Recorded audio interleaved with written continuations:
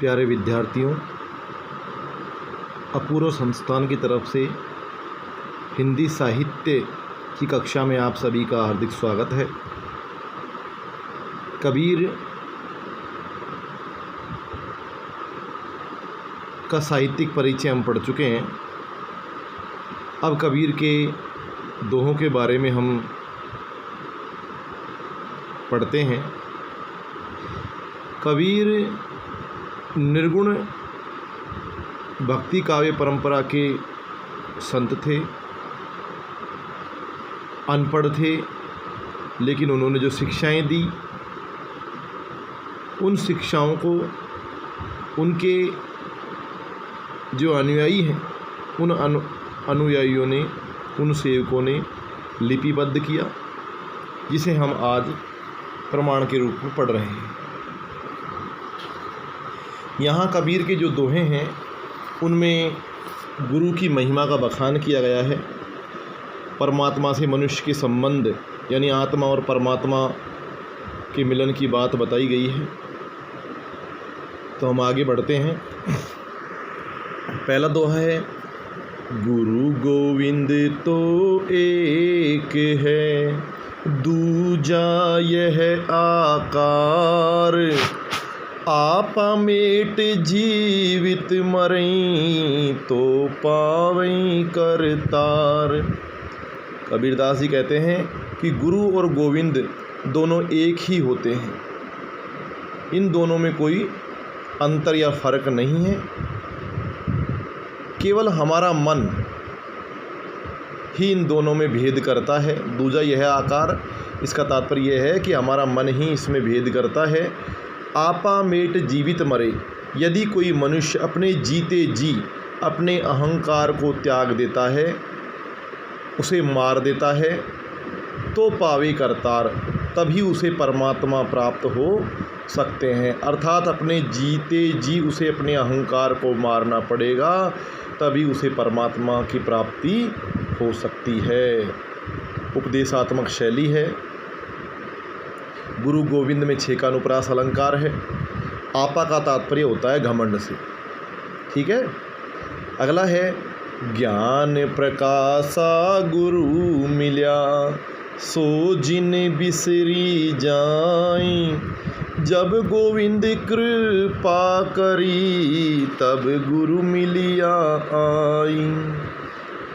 यहाँ भी गुरु के महत्व को बताया गया है। ज्ञान प्रकाशा गुरु मिला, कि जब ज्ञान के प्रकाश का उदय हुआ, जब ज्ञान रूपी प्रकाश प्राप्त हुआ, तो गुरु की प्राप्ति हुई। ऐसे भी कह सकते हैं कि जब मनुष्य के अंतःकरण में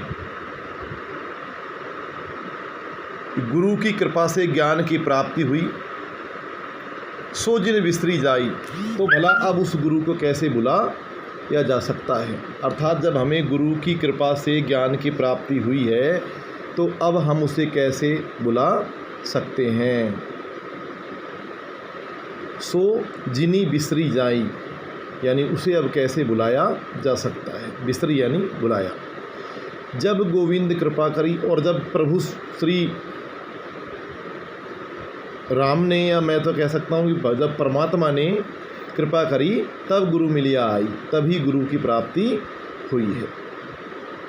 तीसरा देखिए कि पीछे लागा जाई था लोक वेद के साथ, आगे थे सतगुरु मिलिया, दीपक दिया हाथ। पीछे लागा जाई था कि मैं भी अन्य लोगों की भांति लौकिक परंपराओं के आधार पर परमात्मा का भजन कर रहा था। आगे थे सतगुरु मिला, लेकिन जैसे ही मेरे सतगुरु मुझे आगे से प्राप्त हुए, उनसे मेरी मुलाकात हुई, दीपक दिया हाथ, तब उन्होंने दीपक रूपी प्रकाश मेरे हाथ में थमा दिया और मुझे ज्ञान की प्राप्ति हो गई। अर्थात मैं तो लौकिक परंपराओं के आधार पर परमात्मा को प्राप्त करने की कोशिश कर रहा था, लेकिन जब सतगुरु की प्राप्ति हुई तो उन्होंने मुझे ज्ञान रूपी दीपक हाथ में दिया और मेरी आंखें खुल गई। आगे से है अगला चौथा कि बूढ़ा था पई उबरा, गुरु की लहर चमकी, भेरा देखा जर्जरा, तब उतर पड़े फरंकी। कबीरदास जी कहते हैं, इसे ध्यान से सुनिए आप, काफ़ी महत्वपूर्ण दोहा है कि बूढ़ा था, बूढ़ा यानी डूबना, कि मैं तो डूबने ही वाला था, सांसारिक क्रियाओं में रत रहते हुए, इस संसार रूपी सागर को पार करते हुए मैं डूबने ही वाला था। पई लेकिन उबरा, लेकिन उबर गया अर्थात तैर गया। गुरु की लहर चमकी, जब गुरु की ज्ञान रूपी या कृपा रूपी लहर चमकती हुई नजर आई। बेरा देखा जर्जरा, भेरा यानी नाव, बेरा देखा जर्जरा, जब मैंने उस संसार रूपी सागर को पार करने वाली जो सांसारिक क्रिया रूपी नावें थी उन्हें देखा कि वो तो जर्जर हैं, टूटी फूटी हैं, तब उतर पड़े फरंक, तब मैं फुर्ती से उतर पड़ा अर्थात मैंने उन क्रियाओं को छोड़ दिया और गुरु के ज्ञान को प्राप्त किया। एक बार फिर से सुन लीजिए मित्रों। बूढ़ा था पई उबरा, कि मैं इन सांसारिक क्रियाओं को करते करते डूबने ही वाला था। गुरु की लहर चमकी, लेकिन गुरु की कृपा रूपी लहर को देख करके मैं चमक गया अर्थात संशंकित हो गया। भेरा देखा जर्जरा, जब मैंने देखा कि संसार रूपी सागर को पार करने वाली संसाधन रूपी भेरा अर्थात नावें तो जर्जर है, उतर पड़े फरंकी, तो मैं उनको छोड़ करके फुर्ती से उतर पड़ा। अगला है कबीर चित चमकिया, चहु दिस लागी लाए, हरि सुमिरन हाथ घड़ा, बेगे ले हूँ बुझाए। कबीरदास जी कहते हैं कि चारों दिशाओं में सांसारिक क्रियाओं रूपी आग लगी हुई है।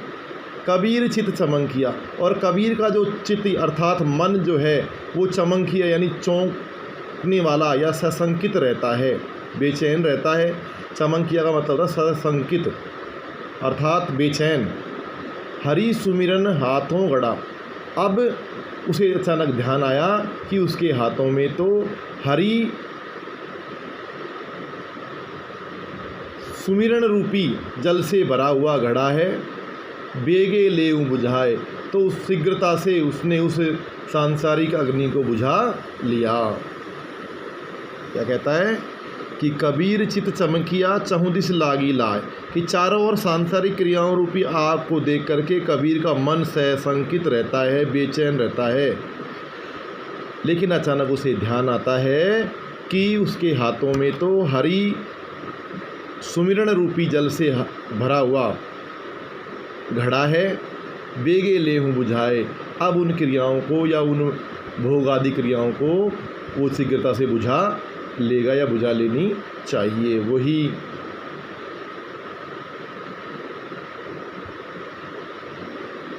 उपदेशात्मक शैली है। नेक्स्ट है कि पार ब्रह्म के तेज का कैसा है उन्मान, कई बेकू शोभा नहीं देखा ही परमाण। कि पार ब्रह्म परमेश्वर के तेज का, उसके प्रकाश का, उसकी ज्योति का कैसा है उन्मान, वो कैसी है इसकी केवल कल्पना ही की जा सकती है। कि पार ब्रह्म परमेश्वर का तेज या उसका स्वरूप कैसा है ये कोई नहीं जानता, केवल उसकी कल्पना, उन्मान यानी कल्पना या विचार ही किया जा सकता है। कहीं बेकू शोभा नहीं, कहने को उसकी कोई शोभा अर्थात कोई रूप नहीं है। देखा ही प्रमाण, जिसने देखा है केवल वही प्रमाण दे सकता है, अन्यथा सामान्य लोग तो केवल उसकी कल्पना ही कर सकते हैं। ठीक है, पार ब्रह्म यानी परमेश्वर। अगला है चिंता तो हरि नाम की, और न चितवई दास, जे कछु चितवई राम बिनय, सोई काल की फांस। ये पास लिख रखा है मित्रों, इसे आप फांस कर लीजिएगा। फांस, काल की फांस यानी काल की बेड़ी। क्या कहता है साधक? कहता है चिंता तो हरि नाम की, कि उसे तो केवल हरि सुमिरन रूपी नाम की चिंता रहती है। और न चितवई दास, जो वास्तव में परमात्मा के दास होते हैं उन्हें और किसी बात की चिंता नहीं रहती, और किसी का वे सुमिरण नहीं करते हैं। जो कछु चितमयी राम बिन, और यदि कोई राम के बिना किसी और को का चिंतन करता है, किसी और को देखता है, सोई काल की फांस, उसे ही वास्तव में मृत्यु की प्राप्ति होती है, या फिर उसके लिए वही काल की फांसी बन जाती है। ठीक है, दोबारा सुन लीजिए यदि आपको समझ में नहीं आया है तो। कि चिंता तो हरि नाम की और न चितवई दास, कि जो वास्तव में परमात्मा के भक्त होते हैं वो किसी और का सुमिरण नहीं करते हैं, उन्हें तो हर वक्त हर समय हरि अर्थात परमात्मा के नाम सुमिरन की चिंता लगी रहती है। वे किसी और का भजन करते नहीं हैं। यदि राम के बिना किसी और का भजन करते हैं तो उनके लिए वही काल की फांसी बन जाती है। नेक्स्ट है कि नैना अंतर आवे तू नैन झाँप लेऊँ तो, कि नैना अंतर आवे तू नैन झाँप तो ही लेऊँ, ना हो देखूं और को ना तुझ देखन देऊँ कबीरा, ना तुझ देखन देऊँ। नैना, नैना यानी नेत्र, नैना अंतरी आव तू। कबीर अपने आप को परमात्मा का प्रेमी मानते हुए कहता है कि तू मेरे नेत्रों में आकर के बस जा, नैन झाँप लेऊँ तोई, और उसके बाद मैं अपने नेत्रों को बंद करके तुझे ढक लूँगा। ना हो देखूं और को, ना तो मैं किसी और को देखना चाहता हूँ और ना मैं तुझे किसी और को देखने दूँगा।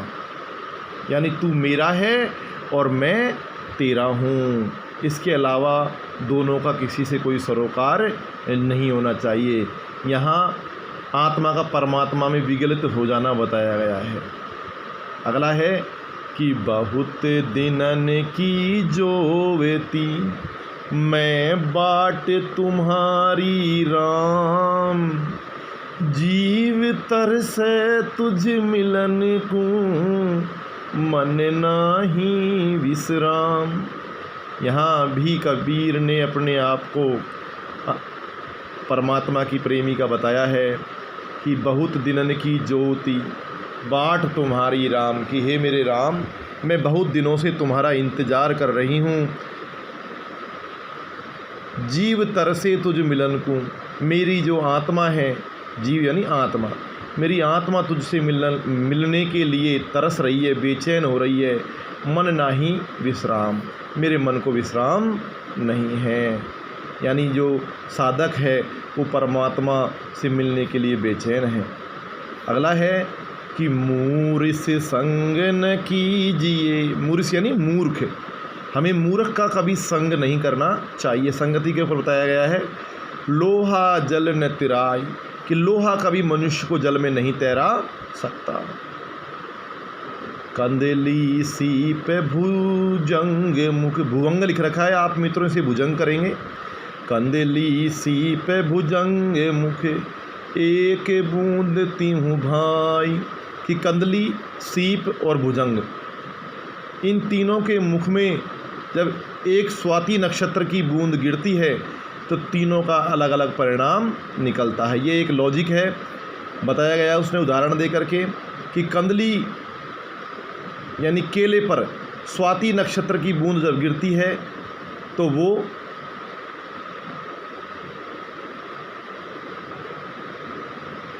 मोती बन जाती है, और भुजंग के मुख में गिरती है तो वो जहर बन जाती है। ठीक है, अगला है यह ऐसा संसार है जैसे सेवल फूल, दिन 10 के व्यवहार को झूठे रंग न भूल।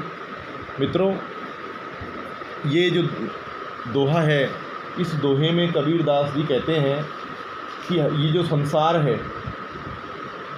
संसार है वो सेमल के फूल की तरह है, और जो सेमल का फूल है वो बड़ा लुभावना होता है, यानी जो भी एक बार उस सेमल के फूल को देखता है तो उसकी ओर आकर्षित होते हुए चला जाता है। उसी प्रकार जब व्यक्ति या जीवात्मा इस संसार में आती है तो यहाँ आकर के उसका मन अच्छी तरीके से रम जाता है। उसके बाद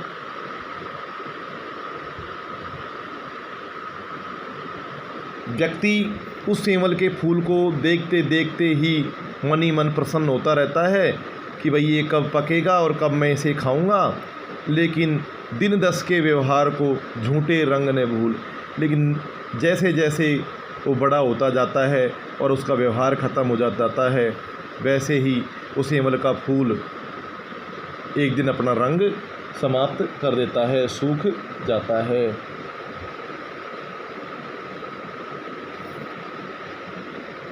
आगे देखिए कि मासी गुड़ में गड़ी रही, पंस रही लपटाए, ताली पीटे सिर धुनई, मीठे बोई माए।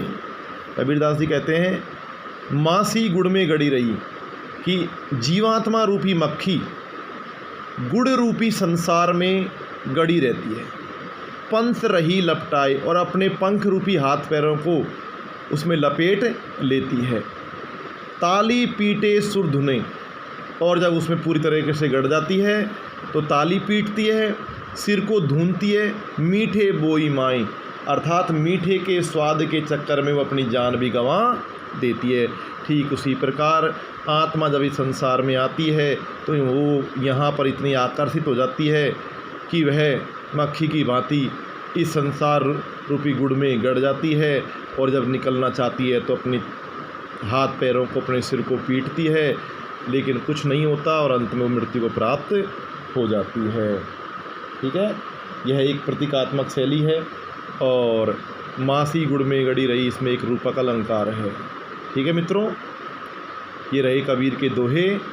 अब आगे कल पढ़ेंगे। जय सिया राम।